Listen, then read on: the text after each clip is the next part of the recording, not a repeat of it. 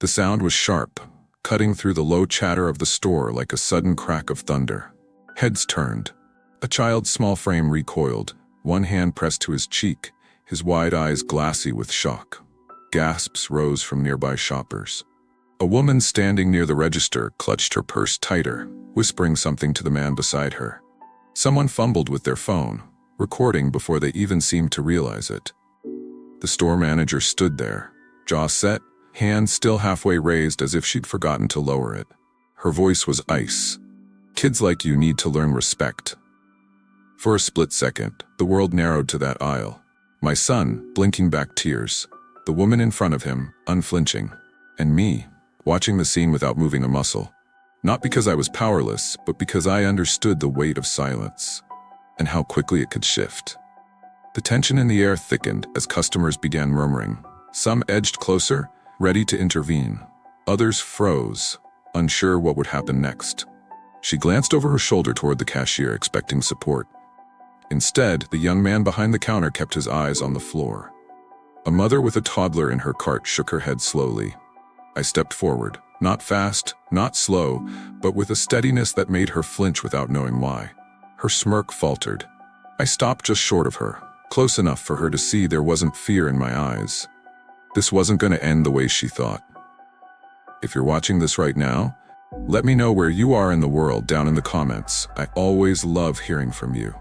And if stories like this matter to you, hit subscribe so you don't miss the next one. I've worked for every bit of what I have. The late nights, the skipped meals, the meetings where people pretended not to hear my ideas until someone else, someone lighter, repeated them. Years of it. I turned all of that into something they couldn't ignore. A chain of high-end retail stores with my name on the deeds, my signature on the paychecks. Still, money doesn't erase certain things. It doesn't make the stairs in an upscale boutique fade when you're the only black woman in the room. It doesn't stop security from following you down an aisle, pretending they're restocking. It doesn't guarantee that when your child is out of your sight for 60 seconds, someone won't decide he's a problem. My son, Jordan, is 8. He's bright, curious, and carries a kind of joy I'd give anything to protect. I've raised him to greet people respectfully, to hold his head high, to know the value of hard work. I don't raise him with the idea that our comfort is guaranteed, because comfort for us has always come with conditions. When you've built an empire, you learn something about the spaces you own. The customer experience doesn't always match the company values you train into your team, and the only way to truly see it is to walk in as a stranger. That's why, once in a while, I visit my stores without fanfare. No tailored suit, no publicist, just me and Jordan, blending into the Saturday crowd. That afternoon, we were in another city for a supplier meeting. I had a few hours before my flight home, so I thought we'd stop by one of the newer locations. Jordan had been patient all morning, so I promised him a little detour. 15 minutes, I told him. Pick one thing you really like. We parked across the street, and I noticed the windows gleaming in the sunlight, the displays perfectly arranged. From the outside, it was everything I wanted my brand to be. Inside, though, you never know until you're there. The bell above the door chimed as we stepped in. Jordan went straight for the aisle with the seasonal items, running his fingers lightly over a row of model cars. I stood a few paces back, checking a price tag here and there, scanning for the kind of small details most customers don't see. Dust on a shelf, mismatched signage, a cashier's posture. It didn't take long to notice the shift. A glance from one employee to another, the subtle tilt of a head in Jordan's direction. The way their smiles tightened when their eyes met mine. I'd seen it before, too many times. And I had no idea, standing there, that in less than 5 minutes, one of my own employees would cross a line so far that she'd change the course of her life. From the moment we stepped inside, I could tell this branch didn't carry the same warmth as the others. My stores are built on a simple principle. People should feel welcome the second they cross the threshold. Here, though, the welcome was thin, polite enough to pass, but hollow in the eyes. A young cashier gave us a stiff nod before turning his attention back to folding scarves. Another clerk glanced up from the display table, her smile flickering before she dropped her gaze. It wasn't the kind of busyness that excused coldness. It was something else. I'd been on the receiving end of it my whole life. That quick assessment of who belongs and who doesn't. Jordan, oblivious to it all, drifted toward the back corner where the seasonal display stood. A row of bright, boxed toys caught his attention. A new addition to the line, I noticed. He crouched to examine one, tracing the logo on the side, reading the little specs on the back panel. His excitement was quiet but obvious. He didn't need to make a scene to show he liked something. My phone buzzed in my pocket. A quick glance told me it was a call I couldn't ignore, a supplier confirming shipment details for next week. I stepped a few paces away, leaning slightly against a shelving unit so I could keep Jordan in my line of sight. The store's glass doors swung open, and in walked a woman I didn't recognize. Mid-40s, sharp blazer, hair pulled into a high, severe bun. She scanned the room like it belonged to her, until I noticed her badge. Store manager, Becky Simmons. She moved toward the center aisle, her heels clicking sharply against the floor. The first thing she did was glance at the cashier, then at Jordan. Her expression shifted instantly, jaw tightening, eyes narrowing, as if she'd already made a decision about him before saying a single word. Even from across the room, I caught the tone in her voice as she approached him. Low, clipped, not the kind of tone you use with a paying customer, especially not an 8-year-old. Jordan looked up from the toy, offering the same polite smile he gives strangers who speak to him.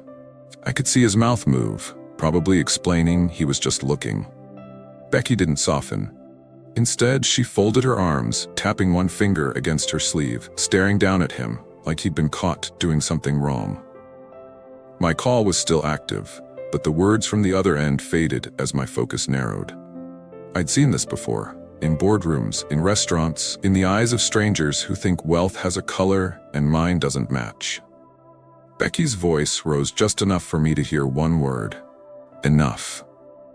I ended the call without saying goodbye. If you believe stories like this need to be heard, take a moment to subscribe so you don't miss the rest, and tell me in the comments what country you're watching from. I want to see how far this story travels. Becky's shadow fell over the display shelf, blocking the light as she leaned down toward Jordan. "You can't just grab things like that," she said, her tone firm, almost scolding. "These aren't toys for you to play with. You'll break something." Jordan blinked up at her, still holding the box in both hands. His voice was steady, polite, the way I've taught him to speak to adults. "I'm not playing, I'm just looking." The answer didn't soften her expression. Instead, her lips pressed into a thin line. "Looking turns into trouble real quick," she shot back. "I've seen it before." I took a step closer, still at the edge of the aisle, my eyes fixed on the two of them. My son hadn't raised his voice. He hadn't run around the store or mishandled the item. But to her, his calm wasn't enough to earn the benefit of the doubt. "Why don't you put that down before I have to get security involved?" she continued. Jordan hesitated. Not because he was guilty, but because the threat caught him off guard. "Security?" he asked, the word carrying a mix of confusion and hurt. A couple browsing a nearby display looked over.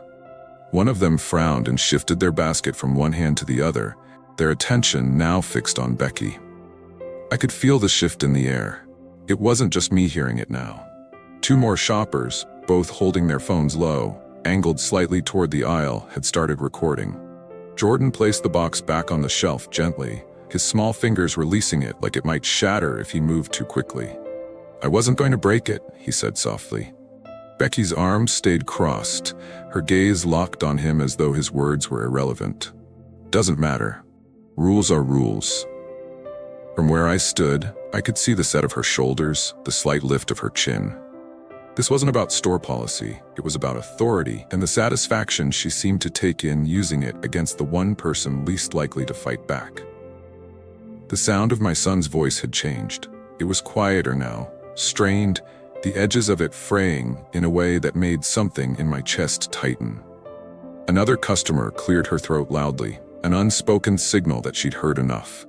Becky's eyes flicked toward her, but only for a moment before returning to Jordan. "That's it," she said flatly. "Step away from the display. I'll get someone to escort you out." My hand tightened around my phone. I was done standing at the edge. Jordan took a step back from the shelf, his hands at his sides. He was doing exactly what she'd told him, moving away, giving her no reason to press further. But Becky wasn't finished. She closed the distance between them in 2 strides. "I said step away," she snapped, though he already had. And then, before anyone could process what was happening, her hand came up fast and cracked across his face. The sound was sharp, a hollow clap that seemed to suck the air out of the aisle. Jordan's head turned with the force of it.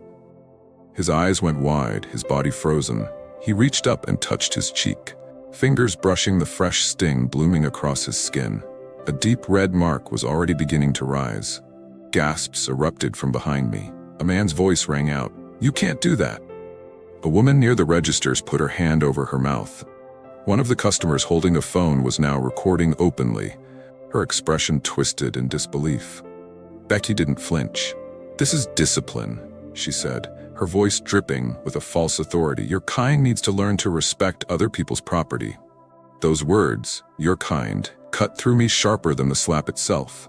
I'd heard them before, in different forms, different tones, always meant to put you in your place.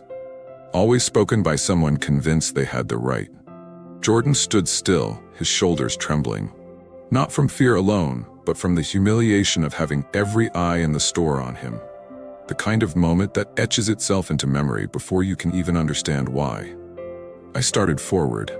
Not fast, not loud. Just a steady, deliberate walk that made the shoppers between us move aside without being asked. My heels tapped against the floor in measured beats, each step pulling Becky's eyes toward me. Her smirk faltered as I drew closer, though she didn't lower her chin. She crossed her arms again, as if folding herself into the same stance would restore the dominance she'd just displayed. Jordan's gaze met mine briefly, searching for something. Reassurance, safety, maybe permission to let the tears fall. I gave him a small nod. I stopped just short of Becky, the air between us charged enough that you could feel it without touching. My voice was low, controlled. "You just put your hands on my child."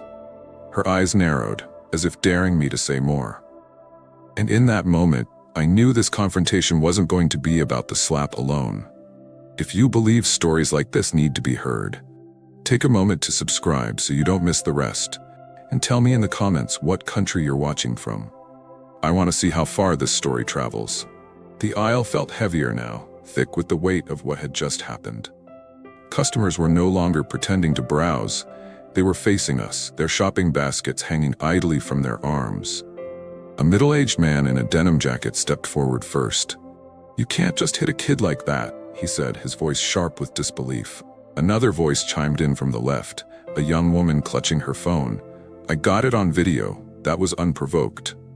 Becky's head snapped toward her accusers, her tone turning defensive but no less brazen. "If you people knew how to raise your kids, store managers wouldn't have to step in." The phrase landed like a slap of its own. "You people." It rolled off her tongue with the confidence of someone who'd said it before and expected it to go unchallenged. A few customers exchanged looks, some disgusted, some shocked. Yet Becky seemed oblivious to the shift in the air around her. I stayed quiet, my eyes fixed on her, letting her keep talking, letting her dig the hole deeper with every word. "You think I'm just going to let some kid run wild in here?" she continued, gesturing toward Jordan without even looking at him. "I've had enough of your kind thinking the rules don't apply." A man near the registers muttered, "This isn't about rules." Before Becky could respond, 2 uniformed security guards entered from the front. Their pace quickened when they saw the cluster of people, the phones pointed toward the confrontation. Becky straightened immediately, pointing at me and Jordan as if delivering an order. "Get them out of here. Both of them, now." The guards hesitated, glancing between her and the gathering crowd. One of them asked, "What's going on here?" "She's trespassing," Becky snapped, "and her kid was damaging merchandise. They're not welcome." Jordan's voice was small but clear. "I didn't break anything." One of the guards shifted uncomfortably, his eyes flicking to the young woman still recording. "Ma'am," he said slowly to Becky, "a lot of people are watching." Becky's jaw tightened. "Do your job." I could see the uncertainty in the guard's posture, the way their weight shifted between their feet. This was no longer the straightforward call they were expecting. There was an audience now. and an unspoken sense that they were being pulled into something far bigger than a store policy dispute. I still hadn't raised my voice. I didn't need to, not yet. The longer she spoke, the more she revealed. And soon, the moment would come when silence would no longer serve me. I stepped forward, closing the gap until Becky had no choice but to meet my eyes. The crowd shifted slightly, creating space between us, their attention locked on what they knew was coming. "I'll need your full name," I said evenly. My voice didn't rise, but it cut through the room with a weight that made the closest cashier glance up from the counter. Becky let out a short, humorless laugh. "What are you, some blogger looking for a story?" She looked over her shoulder at the security guards as if expecting them to join in. They didn't. I didn't move, didn't blink. "Your full name," I repeated, "for the report." Her arms crossed again, the same defensive stance she'd used with my son. "You're not getting anything from me. You need to take your kid and go before this gets worse." The words carried the same assumption I'd heard from her tone since the beginning, that she was the authority and I was supposed to comply. That if I stayed, I was challenging her place in a space she thought belonged to her kind alone. Behind her, one of the younger employees shifted uneasily. His eyes darted between us, then to Jordan, who stood close to my side now, his cheek still flushed from the slap. He opened his mouth like he might say something but stopped, lowering his gaze instead. "You've assaulted my child," I said quietly in front of witnesses. I let my eyes move deliberately toward the phone still recording from two different angles. "And you think I'm just going to walk out of here?" Becky's expression hardened, but the edges of her bravado had started to crack. She motioned toward the guards again. "Escort them out. I've got work to do." Neither guard moved. The taller one spoke first. "Ma'am, I think we should wait for—" "Now," she snapped, her voice louder, drawing a few more shoppers from the back of the store. The air between us was tight, the kind of tension that presses in on your ribs. She was still clinging to control, still trying to keep the upper hand in front of her staff. But every second that passed without me moving was another second her grip slipped. I kept my tone steady, unshaken. "You're making this worse for yourself." Her chin lifted defiantly. "Not possible." I almost smiled. Because in that moment, I knew something she didn't, and the shift in power was about to be immediate. I didn't break eye contact as I reached into my bag and pulled out my phone. My thumb tapped the number from memory. The line barely rang before it was answered. "Regional headquarters," came the familiar voice. I spoke clearly, my tone measured. "Hi, it's Maya Roberts. I'm at your city location, and your store manager just slapped my child in front of multiple witnesses." The room seemed to pause mid-breath. Becky's brows knit together for a split second, then her lips parted though no sound came out. On the other end, the voice sharpened instantly. "Ma'am, you're there now? We'll handle this immediately. Please stay where you are." "I'll be here," I replied, ending the call without another word. The murmurs began in pockets around us, low but growing. Did she just say, "She's the owner"? No way, that's her? Becky's eyes darted to the nearest cashier, then to the customers who were whispering, their phones still angled toward us. Her skin seemed to pale beneath the flush of her cheeks. This is clearly a misunderstanding," she said, forcing a brittle laugh. "I didn't know." "You didn't need to know." I cut in, my voice steady. "You had every opportunity to treat my son with the respect you'd show anyone else. You chose not to." Her mouth opened and closed again, like she was reaching for the right excuse. He was damaging merchandise. One of the customers holding a phone stepped closer.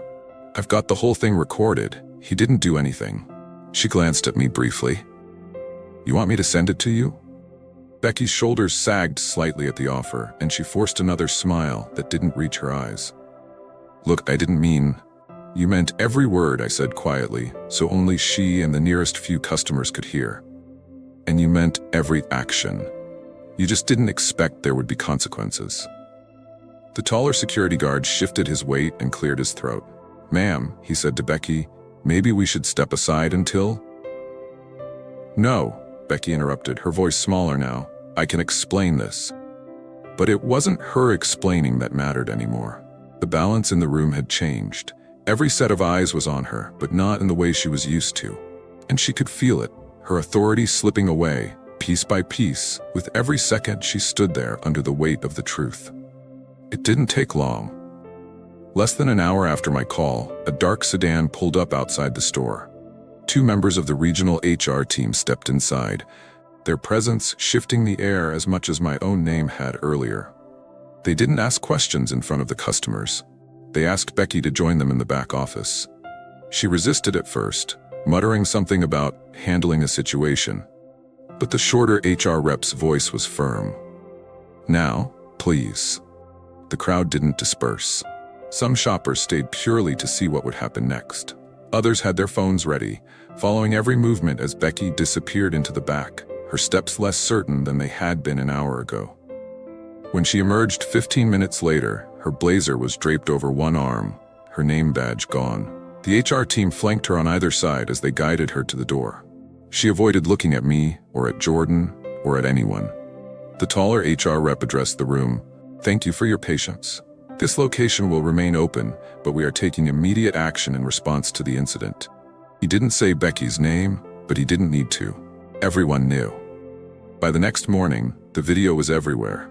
On social media, on local news segments, even clipped into national coverage about racial bias in retail. The clip wasn't long, but it was enough. Becky's voice saying, "You're kind," Jordan's small, steady response, and the moment her hand struck his face. The outrage was swift. Comments poured in from parents, activists, and ordinary shoppers vowing never to set foot in the store again until action was taken. Some tagged my company's official account directly, demanding answers. Within 48 hours, her firing was public. A corporate statement confirmed her removal, cited violation of company policy and values, and pledged a review of all employee training procedures. That same day, I issued my own statement, not as a CEO, but as a mother. I spoke plainly about what happened, about the harm that comes when bias goes unchecked, and about how no title or training can substitute for basic respect. "This isn't only about my son," I said. "It's about every child who's been treated like a threat before they've even spoken. It's about every parent who's had to teach their kid to navigate prejudice just to stay safe. In our stores and in our communities, that ends now." The calls, the emails, the messages that followed weren't just from customers. They were from people who had lived this story in their own way, and they were ready for change. Long after the press statements faded and the headlines moved on, I kept thinking about how quickly it had all happened. One moment, my son was quietly looking at a toy. The next, a grown woman had decided that his skin, his presence, was reason enough to strip him of dignity in front of strangers. Prejudice doesn't always announce itself with loud words or open hostility. Sometimes it arrives in a tone, a glance, a decision made in the space of a breath. And in this case, it arrived with the sting of an open hand. Jordan was lucky. Lucky that I was there. Lucky that I had the power, the resources, and the position to protect him and hold someone accountable. But I thought about all the children who weren't as fortunate. Kids whose parents might not have the means to make a phone call that changes the outcome. Kids who learn too early that sometimes, in the eyes of authority, they are guilty before they've even spoken. That's the truth about privilege. Not the kind that comes from money alone, but from having the ability to demand justice and be heard. And even with that privilege, I know this story could have ended differently if the cameras hadn't been rolling, if there hadn't been witnesses willing to speak up. I looked at my son that night as he sat at the kitchen table, sketching with the same quiet focus he'd had in that store. His cheek had faded back to its usual color, but I knew the moment would live with him. She thought she was slapping a powerless black child. I told him softly. She was slapping the future, and that future fought back. If this story moved you, tell me where you're watching from in the comments. I read every one of them. And if you believe no child should face hate in a store, like this video, and subscribe for more real stories that matter.